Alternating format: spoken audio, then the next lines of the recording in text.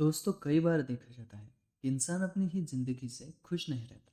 इसका एक ही कारण है, इंसान जिंदगी भर दूसरों को खुश करने की सोचता है, मगर अपने आप को खुश रखने की नहीं सोचता।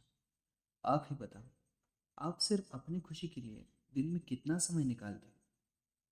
तो जवाब आपके पास ही है। और मैं दावे के साथ कह सकता हूँ कि हम में से ज़्यादातर लोग एक दिन में 5 मिनट का भी समय अपने आप को खुश रखने के लिए नहीं निकालते। यहाँ तक कि ज़्यादातर लोगों को ये भी नहीं पता कि खुद को भी खुश रखने की जिम्मेदारी अपने खुद पर ही है।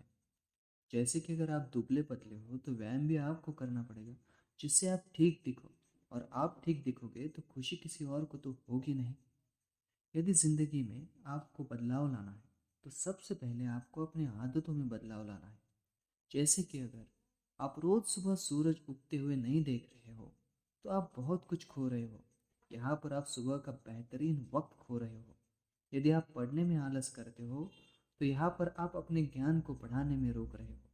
अगर साल के शुरू में जितना ज्ञान आपके पास है और उतना ही ज्ञान आपके पास साल के अंत में है, तो आप जैसे ये साल गुजार दिए हो, उसी तरह या उससे भी थोड़े बुरे तरीके से आने वाला साल भी गुजारोगे। हम एक दिन में हमारी सभी बुरी आदतों को नहीं बदल सकते, लेकिन हम एक एक करके हमारी सभी बुरी आदतों को बदल सकते हैं। जिस तरह हम सुबह जल्दी भी उठेंगे और रात में देर तक पढ़ेंगे भी, तो ये ऐसा हम सिर्फ 1 से 2 दिन कर सकते हैं। लेकिन हम धीरे धीरे जल्दी उठ के रात तक पढ़ने की आदत कर ले, तो हम निश्चित ही कुछ ही दिनों में बिना नींद आए अच्छी तरह से पढ़ सकते हैं।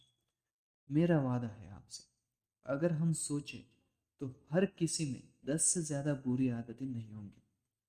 अगर एक आदत को हमने एक महीने में भी छोड़ दिया, तो हम एक साल के अंदर ये बहुत अच्छी तरह से अपनी ज़िंदगी जिएंगे।